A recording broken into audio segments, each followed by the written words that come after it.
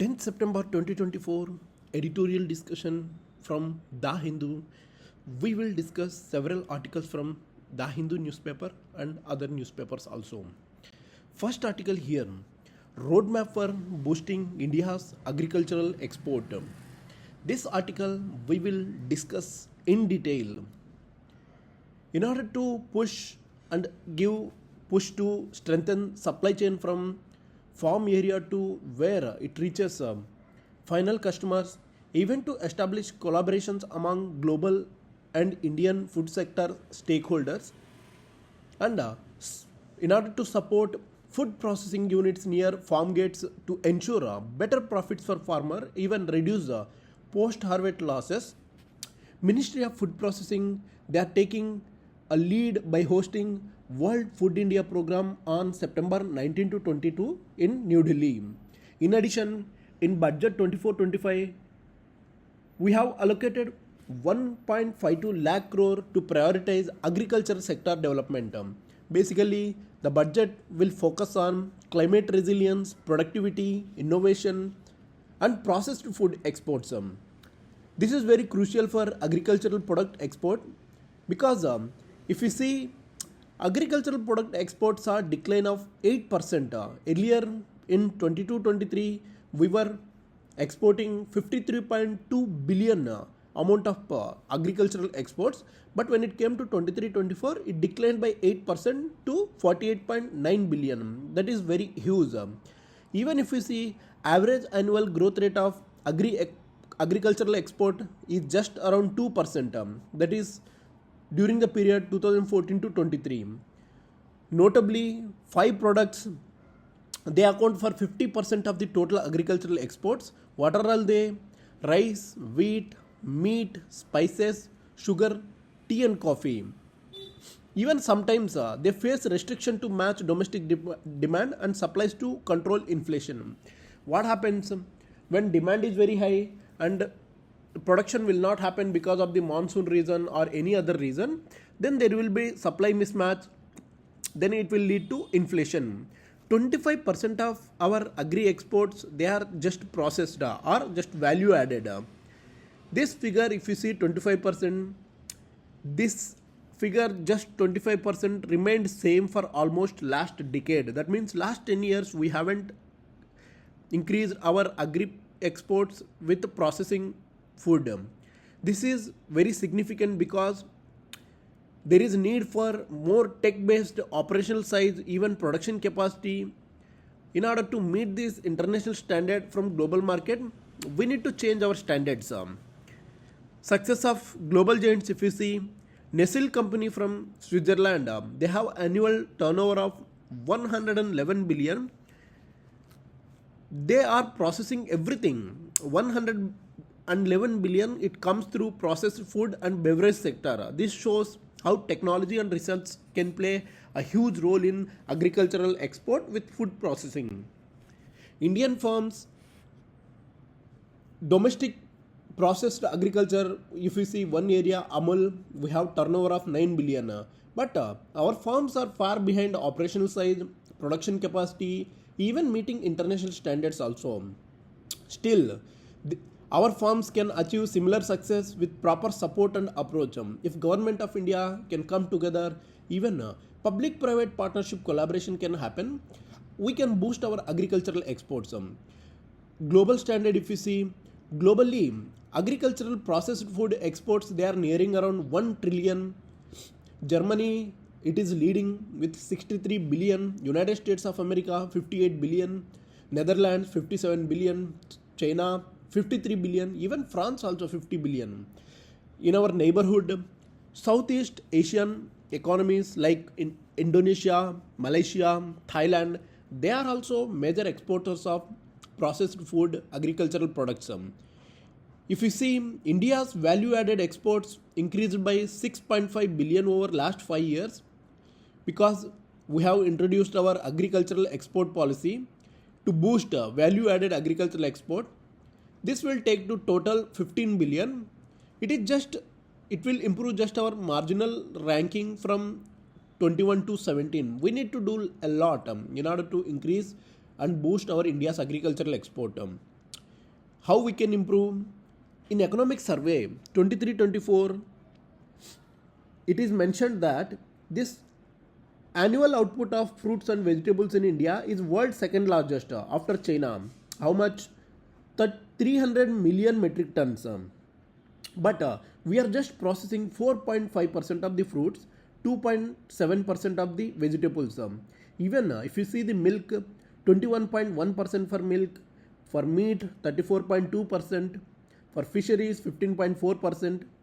Whereas China, they are processing almost 25 to 30%. If you go to Western economies, they are processing around 60 to 80%.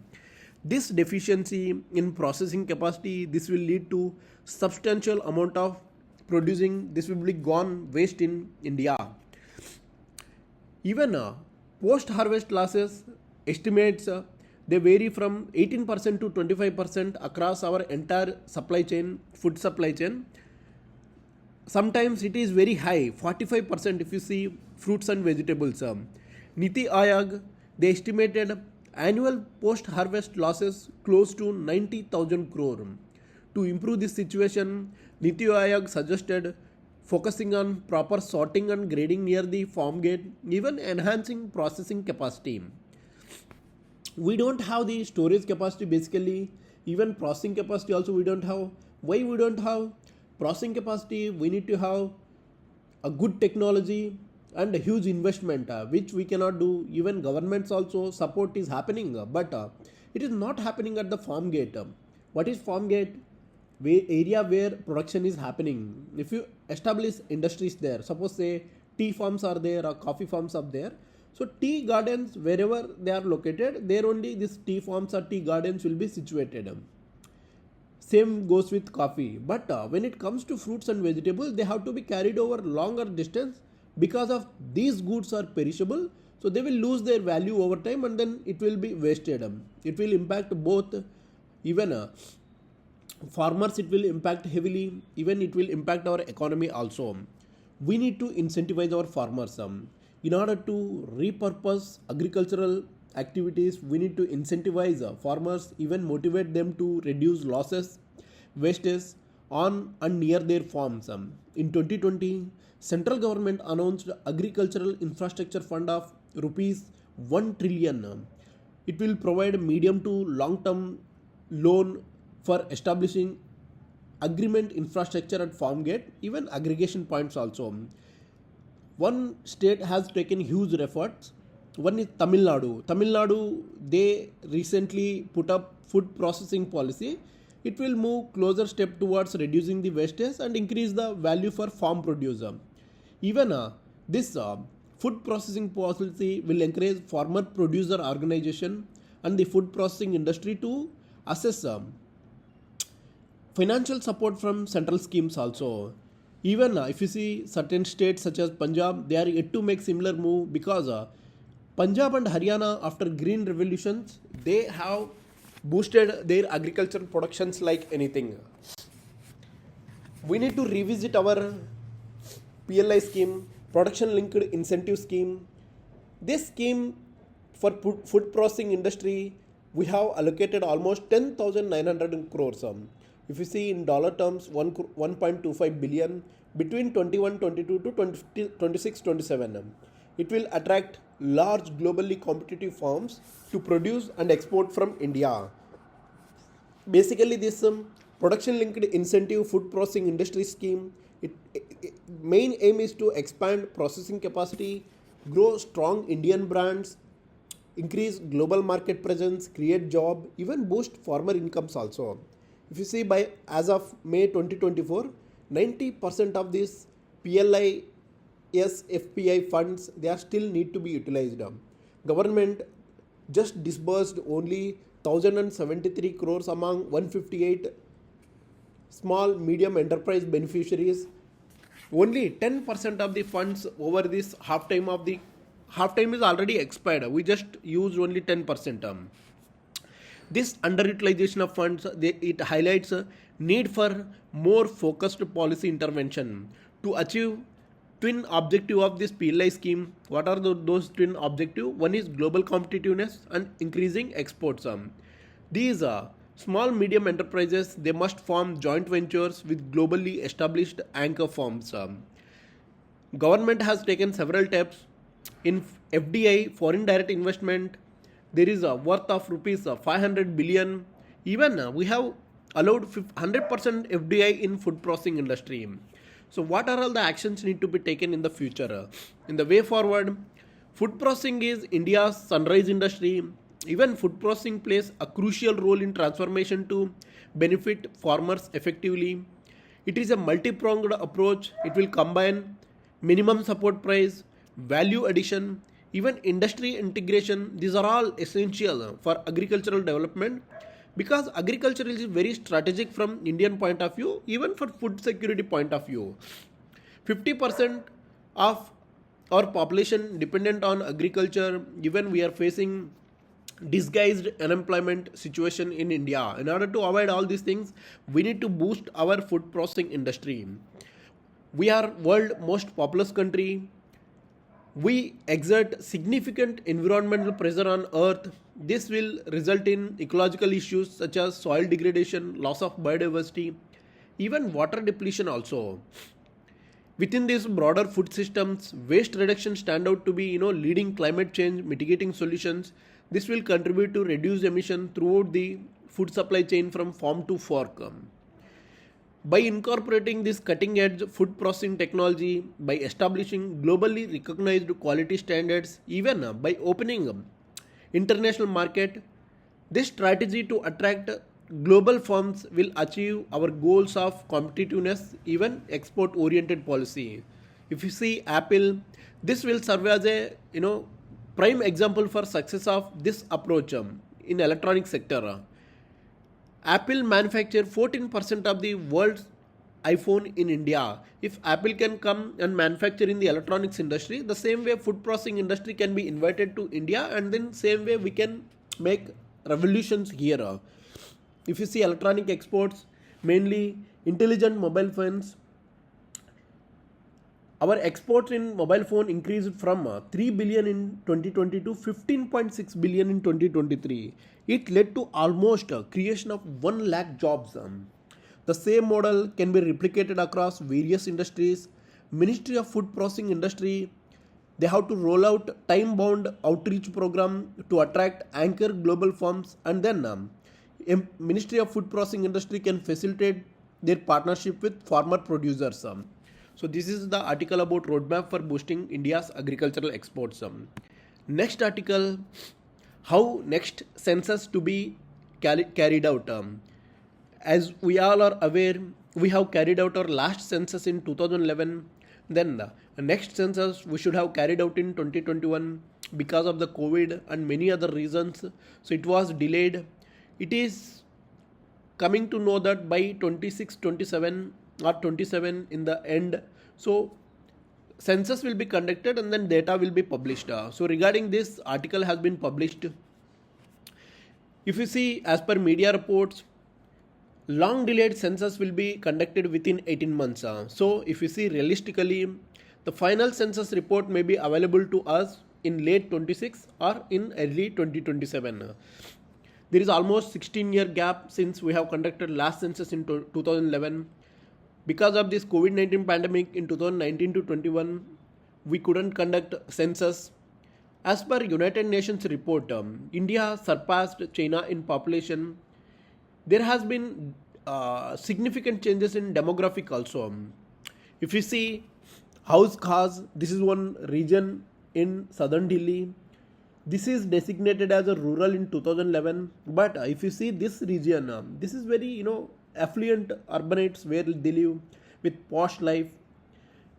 If you see why they have discussed this example, because dynamics has changed. Whatever that was remaining in 2011, the situation has completely changed now. In 2011, those villages have become towns.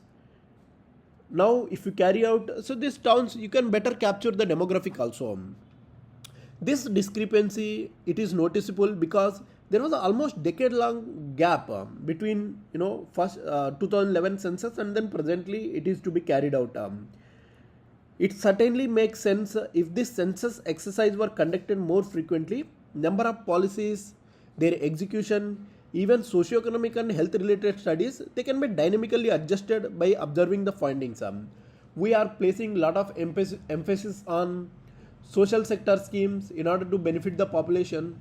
So if we have correct data about the population, you leave the politics aside, then we can totally benefit the humanity, and then we can uplift the society. Those who are in the poverty sector, they can come out, they can become the middle income sector. Even our country also can move out from low income country to middle income country or high income country. In order to do that, we need to carry out our census. One idea author says, for the past few years, writer recommending register based or dynamic censuses that could furnish, give up to date census data whenever needed. What is this register based or dynamic census? This data will be updated continuously in real time during dynamic census. Reportedly, few years ago, India was preparing for software by which, we can mention birth date of the child. Then by 18 year, if he is attaining, that data will be registered under census register. Automatically, voter ID will be issued to him through Office of Census Register. So the name would be removed from voter list upon death. So by capturing the data and then by correctly following it, we can make a lot of changes with this dynamic census. That's what author suggests. But if you see global trends, there will be a significant jump in the direction of dynamic database. India's next census, which will be carried out, it should be, it will be in a digital census. It will include digital way of enumerating the data. But several countries, Austria, Bahrain, Denmark, Finland, Germany, they have moved out from digital to this register-based census. What it will do, this register-based census, they will catch out a lot of statistical related data, right? Like population, tax, employment, school, hospital records, even data from municipalities also.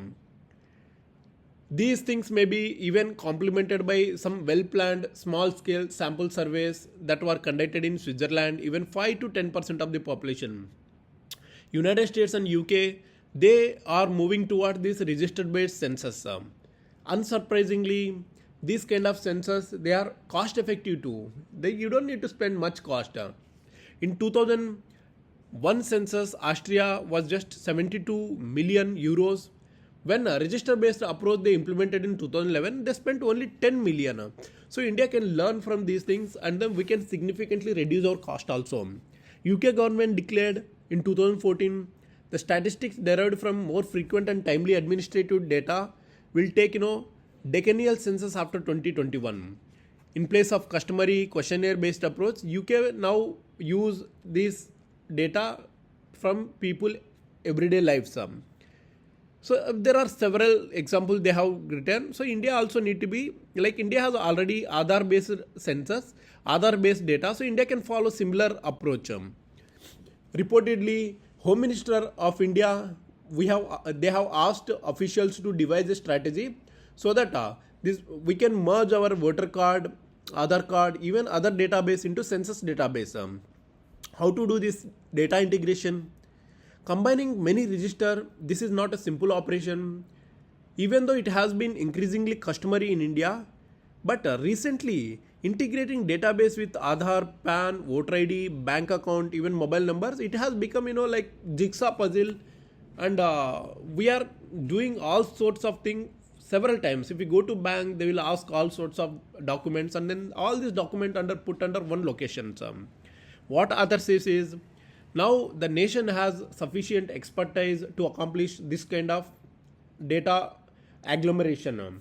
By using this administrative data of various available registers instead, thousands of crores rupees can be saved during whatever we conduct in the next census. This census will serve as a value of repository of data. This will pertain to various socio-economic endeavors, educational attainments, literacy rates, housing, domestic facilities, urbanization, migration, mortality, fertility, religion, language, socio-economic, cultural, demographic information. It is unclear if this method to update the data on majority of these aspects in real time we need to see. Naturally, if data is lacking, it can be updated on regular basis by properly conducting surveys, perhaps on small scale. Suppose if we take one city, we conduct survey, we will gather the data, and then we can implement on, if that survey is successful, we will implement in a pan-India basis. Basically, what author says is, overall, this dynamic exercise should be, continuous census. So you don't need to carry out once in 10 years. This will be dynamically updated. The greatest legacy of our digital India, this might be that, if it can be implemented. In order to make India truly digital, it need to be implemented. Let this upcoming census in India be a last complete enumeration based census. After that, it will be updated automatically. This is about next census and then how the enumeration should be. Next article we will discuss about the Sanskrit language and how we should look beyond Sanskrit. India celebrated Sanskrit Day on August 19. We highlighted richness and antiquity of the Sanskrit language. At the same time, contributions of the nation's other languages is very important. Sanskrit has played significant role in our cultural, religious, intellectual history. It focused on ancient languages, even rich literary traditions of other Indian tongues also we understood from Sanskrit language. There are many books that have been written in Sanskrit. In medieval Indian history, we have understood many cultural aspects from there. Sanskrit, no doubt one of the oldest languages in the world, this holds prestigious place in liturgical, even scholarly traditions of Hinduism, Buddhism and Jainism. There is a vast corpus of literature such as Vedas, Upanishad, even epics, Mahabharata, Ramayana, numerous classical texts on philosophy, science, arts. They highlights, even strengthens the importance of Indian culture. Historically, Sanskrit received patronage from religious institutions, royal dynasties such as Gupta Empire, Cholas, even colonial era Europeans such as William Jones and Max Muller. After independence, there were efforts to promote Sanskrit to reconnect with India's lost ancient heritage. What about other rich literary traditions? India's language landscape, this is incredibly diverse. Almost in India, almost 10,000 or more languages are there. If you see ancient languages with rich literary traditions, if you see Tamil, Pali, Prakrit, Kannada, Telugu and Malayalam, these are like oldest languages. Even some of these languages have obtained classical language status in Indian statutes. These languages, they have extensive literary, religious, cultural history. If you take Tamil language, it has findings in Sangam literature that happened in 2nd century BC. Even archaeological findings, epigraphic findings that will support its antiquity of the Tamil language. The discovery of this Tamil Brahmi script inscription from 2nd century BC in Tamil Nadu, even Sri Lanka, this challenges the notion that Sanskrit predates Tamil. So that means Tamil is the oldest language. Scholars such as Kamil Jebevil, they have highlighted the richness and antiquity of Tamil literary tradition.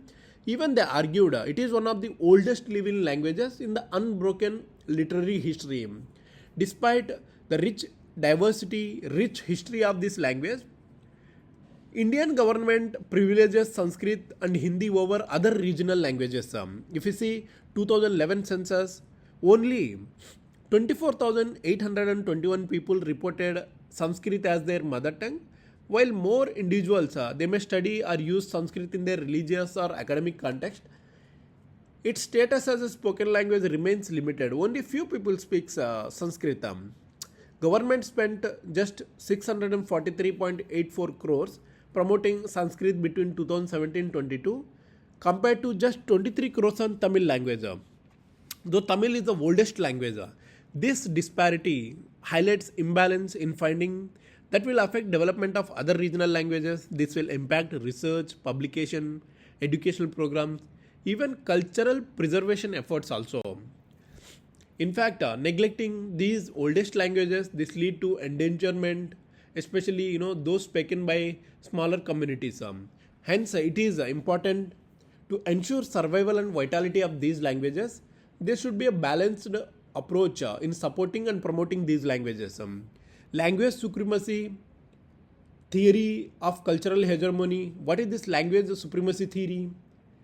It explains that how language supremacy established through cultural and ideological means. Suppose say more people speaks one language means that language will be involved into people everyday lives, and then the local language will be endangered and slowly it will fade away from the life. In India, privileging Sanskrit and Hindi can be seen as form of this cultural hegemony, where these languages positioned as superior, influencing cultural and social framework. Despite their rich histories and literature, the dominance of marginalizes other languages. Telugu, Kannada, Tamil, Malayalam. These languages go into endangered mode. Promoting specific languages over others can be traced from colonial, post-colonial state building processes. They aim to unify and standardize the nation. Even they disregarded linguistic diversity also. Suppose say Sri Krishna Devaraya, you might have heard, from Karnataka, Hampi, those areas he promoted both languages, Kannada and Telugu. He was even poet in both the languages. Do olden times, kings promoted those languages, but over a period of time, those languages have become very limited to very few people. Even Robert Phillipson concept of this linguistic imperialism, this applies here. Privileging Sanskrit language and Hindi in educational institution, government function and media, this reinforces and strengthens their dominance. This will erode linguistic diversity, even marginalize speakers of the other languages also.